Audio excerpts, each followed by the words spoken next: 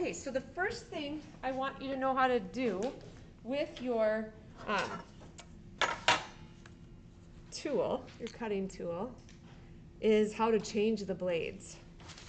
So you have the back that you just twist open, and then I have lots of blades in here.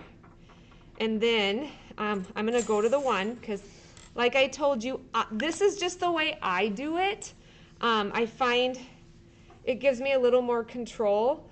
Like if I have an area that I want to cut out, I'll first trace it with the smaller blade, and then I'll get a bigger blade to cut out that mass, if that kind of makes sense to you all.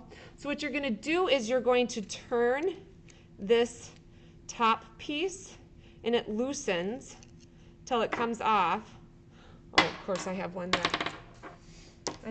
sometimes they get jammed in there. So I want to be sure to show you one that is a good one. Yeah, this one is. So you'll loosen the top, and I just want to show you this. When you take it all the way off, gosh, they're all doing it. Oh, there we go. Sometimes they get a little jammed. Did you see how I just kind of gently dropped it on the table, and it kind of made all of the tension that was sticking it together and making it hard to make it come apart. So you'll see there's two pieces that are inside of the tip here, and you'll see this one has like a round little like middle portion, and then like this edge just on one half, and then the other one is like the other part of that edge. They fit together nicely like this, so that little round ball wants to be facing outward on the tip. And so you're going to insert these two together. You'll place them together, and you don't necessarily have to take it apart. I just want to show you what's inside of the tips. And then I'm going to put it in upside, like kind of the round ball side down, so that you can see it now. Sorry, I'm not the best with my camera. You can see it now peeking out here. And as I loosen it, that little half edge, that's like a separate piece, that either gets looser or tighter, and that's how you squeeze and hold on to your tips. So if you look at the tip that I'm working with, this is a number 1. It's a V style, and then it has, all the tips are the same on the side that you insert into the end of your carving tool. So you just kind of pay attention to that. So what I like to do is I like to make sure this is as loose as possible on the end of my carving tool. And then, so it kind of makes a rattling noise. And then I look inside, and I take that rounded, not sharp side, and I find like the piece that's separate from the bigger bald piece. You know what I'm going to do? So I'm going to do. This is piece A, the bigger piece. This is piece B. So hopefully that kind of creates some clarity there. All right. And now I'm inserting that ball side down. I'm not making it very tight, but it's still staying on my carving tool. Sorry, I'm kind of a little hot breath today. Now I'm going to find the side B, the piece B, and it's loose and rattly, and I'm going to put that smooth curved end that is not sharp in, and it should fit all the way down. You don't want to have your carving tip like sticking out like this. You want to make sure the whole like narrowed neck of the tip is completely inserted into your tool, and then you'll turn it till it gets tight. And sometimes you have to kind of keep pushing it down as you turn it. So it's really not that hard, but just kind of take a moment, be curious, and figure out how to change your tips so that you can be feeling comfortable moving back and forth. All right. So here's the next thing I'm going to show you. Let's see how this works. I haven't tried to do any carving on my little demo table. We'll see how this works.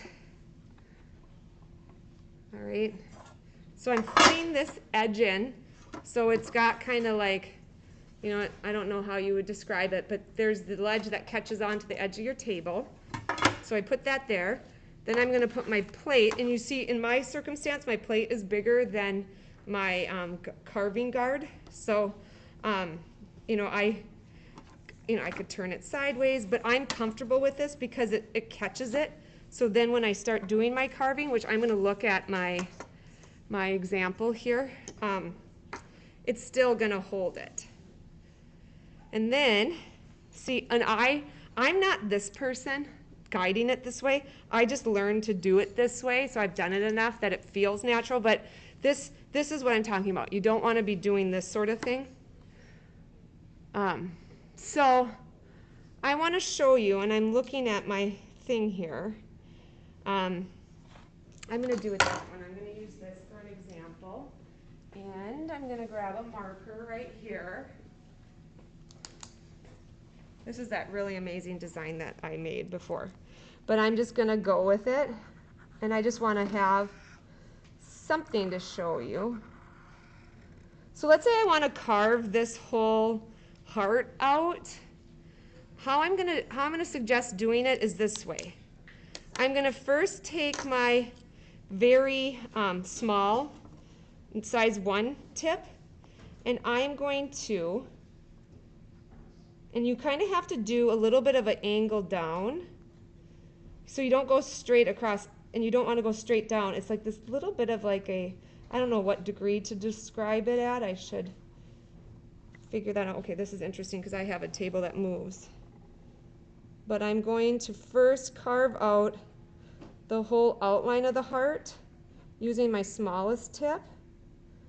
And you'll see the shavings kind of curl up in your tool, and you can just kind of easily remove it. Now you'll see I'm going to turn directions, and I'm going to keep doing the outline.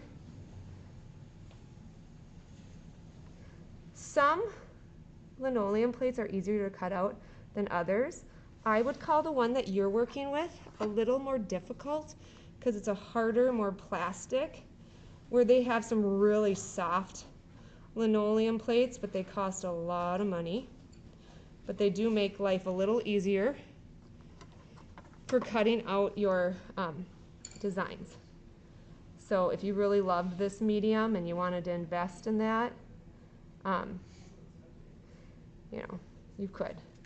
But this here, I'm going to make you work a little harder. And I'm almost done here. Whoops, see, I kind of lost my, see how I kind of lost control? So if your finger was in the way, that's how you end up like doing some damage on your own fingers.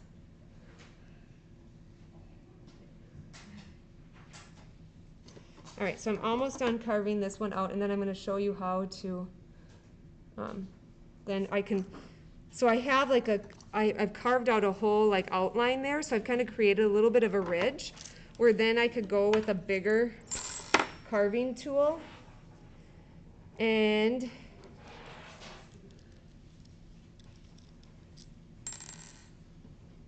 then take out larger amounts. I'm going to go with this one. Again, looking for that part B, sticking it in while it's loose. Then I recommend keep all the tips like in the back here if you're not going to be changing it for a while. And then here's where I could then start to remove going across, and I've created a little bit of an edge that I have found. It kind of naturally, oh, I'm sorry, you guys. All right, can't see what I'm doing. I wish I had like a little screen here so I could kind of, oh, I have it right over there. But anyway, so I start on that edge that I carved out, and then now I'm just moving across, and then I will stop at the other edge. It's not foolproof, but it does help. So I do recommend outlining with the smaller tip, and then yeah, I guess I have to go like this. Yeah, there we go. Outlining with the smaller tip and then using a bigger tip to take out the inside. So there's that. And you will get, like I said, more comfortable with the material. You'll see I keep losing my grip. So that's why you keep your hand behind your tool. All right. Yeah, I am. kind of rushing it. So don't rush. This is like where you're going to be very mindful. You're going to pay attention to what you're doing. Take it slow. Get to know the different tools. If you find you have a tip that's maybe really dull, let me know and we can maybe switch it out. All right, and then that's what I'm going to be here for, is watching you be safe, carving, taking your time. This is not a race. There's no medals being handed out for the first person who's done. I will give you kind of a secret. The first people who are done, my first thought is, well, what could you do more? You know what I mean? Like, there's kind of a general pace happening in an art room, and if you're the first to cross the finish line, my first thought is, all right, well, I mean, are you pushing yourself as hard as you could?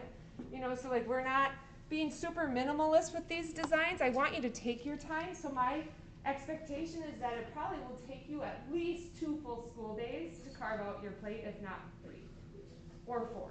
So just being realistic with that. Alrighty, so I'm going to set up where the safety guards are and all of that. That's going to be in the back corner. We still have the graphite, the Sharpies, the tracing paper over here if you need that. I think that's all you need at this point. Alright, so give me a minute to get that set up before I can kind of come around and answer individual questions.